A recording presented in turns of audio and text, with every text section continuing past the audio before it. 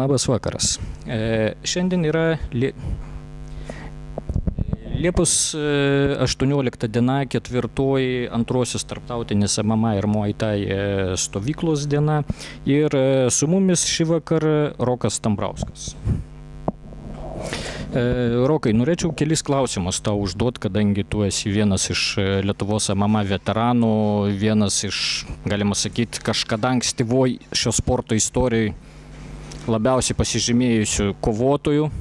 Ir aš manau, ir man asmeniškai yra labai įdomu ir manau, kad mūsų puslapio lankytojams taipogi bus labai įdomu sužinoti apie tave daugiau.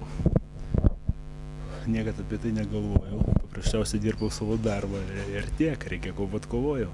O kad ten kažkas tai svarbaus, tai... Sakyk, Rokai, kada prasidėjo tavo kovotojo karjera? Sportininko kovotojo, nes nuo skirtingų sporto šakų kartais žmonės į kovos menus ateina. Iš tikrųjų, tai iš pradžių aš skaičiau save kovotojo. Buvo tokia mintis, kad kovotojų varžybose nedalyvauna. Jie yra kovotojai, jie sportuoja savo tyliai ramiai. O jau varžybų karjerai augau, brendau, jau kitaip viskas pradėjo atrodyti. Tai nuo 19 metų, kai buvo 19 metų, Lietuvos kariuomeniai buvo kovos, kovinė savigina, ir ten teko pradėti kovoti, sudalyvauti ir po biskį prasidėjo. Taip. Su kelių metų pertraukom būdavom, bet taip įsibėgėjo. 2001-2003 metais per 2 metus tu turėjai 8 MMA kovas, tame tarpe ir realių kovų Super Grand Prix turnire. Paskui buvai pranykęs iki 9 metų. Dėl kokių priežasčių buvo tokia didelė pertrauka? Žmona. Juokam. Bet vis tiek šeima ir mokslo norėsi kažką tai baigti. Tai va tas dasidėjo. Ir požiūris gal viskai buvo pasikeitęs šiek tiek. Mes tave žinom labiausiai kaip mišriųjų kovų atstovą, mišriųjų kovų turnyrų dalyvį, bet kažkokiose dar disciplinose, ko gero, esi dalyvavęs. Tuo metu dar nebuvo didelis populiarumas MMA, tai praktiškai kur pakviesdavo, sudalyvaudavo. Tai buvo ir kovinė savigina, tai čia kariuomenė, bet netgi išėjus iš kariuomenės mane vis kviesdavo ten pakovoti. Ir paskiau buvo toks jau rimtesnis turnyras, tai Prancūzijoje. Ten buvo atviras Prancūzijos čempionatas Šudokano. Taip, karate, ir ten teko kovoti. Ten buvo turnyras irgi neblogas, reikėjo 3 kovas atkovoti. Laimėjau 1 vietą, bet buvo ką veikti iš tikrųjų. Nu tai prancūzai garsėjo bent jau kažkada labai stipriai Šudokano kovotojais. Prancūzai vokietis buvo finale, būtent su vokiečiu kovojau. Stiprus buvo. Tavo karjerų yra viena kova Japonijai, bet pagal tokias Lietuvoje gana egzotiškas šutbokso taisyklės. Taip, tos taisyklės labai gudrios, tai šiek tiek mane ten prigavo, bet gerai, kad gerai baigėsi, laimingai ta kova.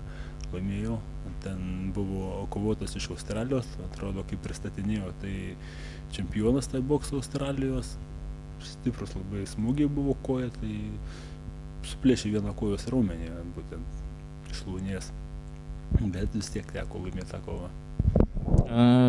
Tuo metu, kai tu turėjai ruoštis tai kovai Japonijai, buvo pasklidus tokia žinia, kad pradžiai tu turėjai su dabar labai smarkiai žinomų prancūzų Cyrilu Diabatu kovoti.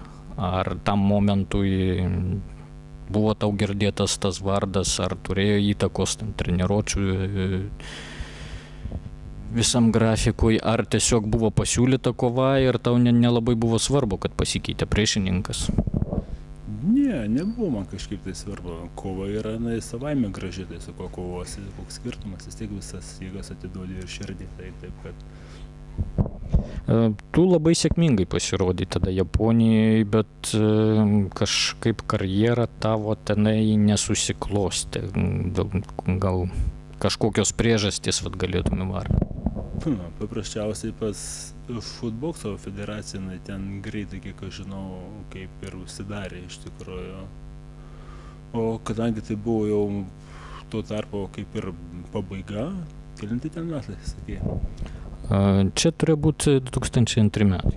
Nu, va, trečiais beveik pradžioje aš ir baigiau, tai va, būtent anksčiau nurodytos priežastys ir tai lėmė. Pasaulyje, vat, kaip man pačiam teko skaičiuoti, yra vos 14 kovotojų, kurie laimėjo taip vadinamus Super Grand Prix turnyrus. Tai yra 16-tukus, kai kovotojas turi laimėti per vieną vakarą 4 kovas. Ir vat, vienas iš tokių kovotojų esi tu, kadangi antrais metais laimėjai realių kovų Grand Prix ir laimėjai per vieną vakarą 4 kovas. Kokie prisiminimai apie tą turnyrą? Iš tikrųjų, tai prisiminimai jie labai tokie įdomus, netgi sakyčiau linksmi. Nes, toks turnyras, sakyčiau, keistas buvo. Ta diena aš dirbau reagavime, mane valdžia išleido kovot, tai dar norėjau pasitreniruoti porai valandų likus, tada išsinarinau pirštą, bet vis tiek iš karto važiavom, dar netgi su uniforma nuvažiavom į sporto halę. Nu ir taip ir pradėjau kovot, po biskį, aišku, jaudinosi, bet pirma kova gan greitai užsibaigė, su Baltarusiu tada kovau, berods buvo 11, man atrodo, sekundžių, tai davė daug pasitikėjimo ir toliau jau taip savaime jau neblogai gavosi. O kas buvo sunkiausia tą vakar? Su kuo labiausia teko susigrumti su priešininku, su savim pačiu, teisėjais ir taip toliau? Su priešininku ir su savim pačiu tuo pačiu metu, nes viena kova, man atrodo, jinai buvo prieš paskutinę ir ten buvo kovotojas iš Šakių Remigijus Bakas. O mes su juo kartu tarnavom ir buvom gan susidraugavę ir man mušti draugą labai kažkaip tai neišėjo ir aš taip lengvai dirbau ir vienu momentu tiesiog pagavo ranką ant laužimo, aš net nustebau, bet išgelbėjo toks piktis, kad aš vis dėlto draugiškai, čia man jau nori ranką užlaužti, tai tas padėjo nusiteikti pergaliai.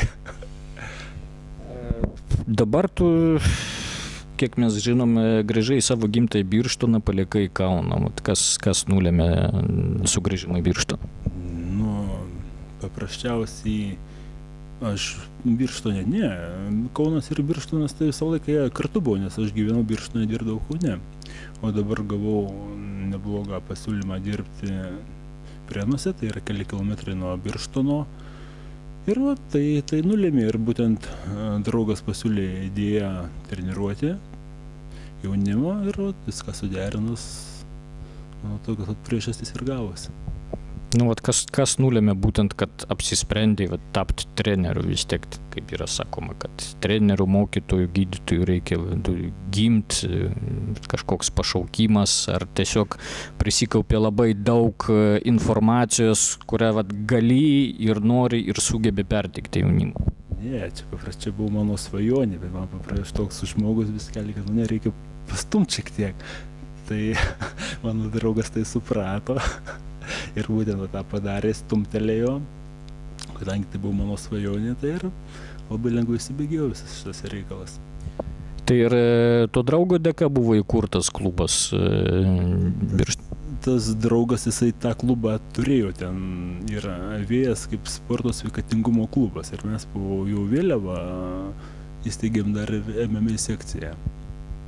O kur randas tas klubas, kad, sakykime, galbūt jauni birštoniečiai, norintys treniruoti kovos menus, galbūt nežino, negirdėjo apie jį, kad jis galėtų surasti? Čia ne tik birštoniečiai, čia visas Prienų rajonas gali važiuoti drąsiai. Jisai randasi Prienuose sporto mokyklos salėje. Viskas aišku. Norėčiau iš tikrųjų padėkoti sporto mokyklai už tai, kad man ten leidžia jaunimą treniruoti. Ir mes ten dirbam. Tu esi dalyvavęs įvairiuose sporto disciplinose. Vat sakyk, šiame klube kokias sporto disciplinas jūs treniruojat? Mes, MMA, labai paprastas atsakymas, kadangi tai yra mišrūs kovos menai, būtent reikalingi visi veiksmai, metimai, smūgiai, greiplingo patyrimas visas, tai mes ir dirbam tą kryptim. Ar daug perspektyvaus jaunimo yra tavo gimtinį? perspektyvos yra, tik tai šiek tiek, kadangi anksčiau tokių būtent nebuvo nieko panašaus, tai galėčiau pasakyti, kad šiek tiek tinginukai, o šiaip perspektyvos tikrai yra.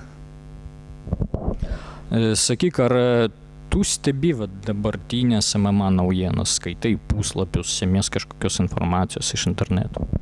Visą laiką noriu tai pradėti daryti, bet šiaip tai labai daug kovų žiūriu, nebūtinai pačias naujausias, bet kovų daug žiūriu, aš jas analizuoju, mokausi kažkiek tai ir stebiu. O ką galėtum pasakyti apie Lietuvos MMA lygį, apie kovotojus, ar galėtum išskirti kurį nors vieną, kelis? Kovotojų iš tikrųjų tikrai yra, klausimas staigus, tai aš pavardžių nenorėčiau vardyti, nes gali būti kelios, kuriuos paprasčiausiai pamirščiau ir nepasakyčiau. Šiaip tai tikrai yra ir tas jis tobulėja. Šiek tiek trūksta pačių varžybų Lietuvoje būtent, o šiaip ir gal sakyčiau vieningumo, nes pakol kas įsimėtę klubai kas savo atskirai, kelios ten organizacijos, čia yra šiokia tokia problema. Nu, sakyk, galbūt jūs patys ten planuojat kokį nors nedidelį turnyrą arba seriją turnyrų pas save suorganizuot, kad duot pasireikšti jaunimui, sakykime, pagal mėgėjų taisyklės, ten su keliom profesionaliom kovom, kad žiūrovą pritraukti. Tokią svajonę turim. Gera svajonė, linkiu įgyvendinti. Sakyk, ar tu pats planuoji dar tęsti kovotojo karjerą, ta prasme, aktyvią sportinę karjerą? Nu, šiaip tai minčių visą laiką, aš jų neatsisakau, niekad idėjų nemetu kažkur į šalį, įmanomas variantas, nes metai iš tikrųjų daro savo, bet aš būtent iššūkis tiem metam, kad tai nėra riba, tą norėtųsi įrodyti. Na, sakykime, 9 metais tu realiuose kovose susikovai su gana pajėgiu Lenkijos sunkiasvoriu Karoliu Celinskiu ir prieš tave išėjo praktiškai be pralaimėjimų ėjęs gerokai už tave jaunesnis, geras partneristas ir tu jam nepalikai jokių šansų. Realiai tu buvai bet kokiam lygmenį stipresnis už jį. Tai vieną kartą tu įrodėjai, tai dabar lygiai toks pat noras yra įrodyti. Panašiai, nes tada dar jaunesnis buvau. Sakyk, kiekvienas kovotojas, kuriam jau virš 30 pradeda susimastyti jau po truputėlį apie karjeros pabaigą, ar yra kažkokia svajonė kažkaip, nežinau, galbūt tą aktyvią sportinę karjerą užbaigti su trenksmu, su kažko susikaut, nesvarbu laimėti, nelaimėti, bet išbandyti save? Turi mintį numirti ringe? Mes šnekam apie MMA, o ne krūvinas kovas be taisyklių iš Van Damme filmų. Ne, iš tikrųjų, pas mane yra tikslas parodyti gražią kovą, nes tai yra menas, netgi yra dėl to ir vadinami menai, mišrus kovos menai. Tai pagrindinis tikslas, tai be abejo užbaigti karjerą su gera gražia kova. Aš maloniau būtų ją laimėti visą laiką, tai malonu yra. Tu jau kelias dienas dalyvauji šioj tarptautinėje MMA ir Muay Thai stovyklui. Sakyk, ar labai jinai naudinga tau yra, ar tu jau patyręs kovotojas daug kažko naujo sužinojai, išmokei, ką galėtum savo mokiniam parodyti? Čia tikslas buvo stovykla ne kaip kovotojo požiūriu, bet kaip trenerio, pasisem patirties. Na taip, tą taipogi turėjau omeny. Bet tik taip gavosi, kad taip įtraukė, kad tapau kovotoju. Bet šiaip tai taip, davė ir nemažai, sakyčiau. Ir abudu treneriai, būtent man davė tokius kažką, kad galėčiau parsivežti, parodyti, taip, sufiksavo. Tu, kaip suprantu, ne vienas čia atvažiavai ir dalyvauja šioje stovykloje keli tavo kovotojai, tavo mokiniai. Taip, du Karolis ir Eugenijus, tokie, sakyčiau, labai perspektyvūs vyrukai, jie netgi dalyvauna jie nuo pat pradžių, aš čia taip trumpam užsukau, tai buvo. Sakykime, ar kitais metais galim tavęs sulaukti trečioji? Aš manau, kad trečia tarptautinė MMA stovykla tikrai bus. Jo, Taip, man kaip tik pasakė, man patiko. Tai būtent bus kiti treneriai, visą laiką šansas pasisemti daugiau kitos patirties, tai stengsiuosi. Tai galima reziumuoti, kad ši stovykla tau paliko malonų įspūdį. Be abejo.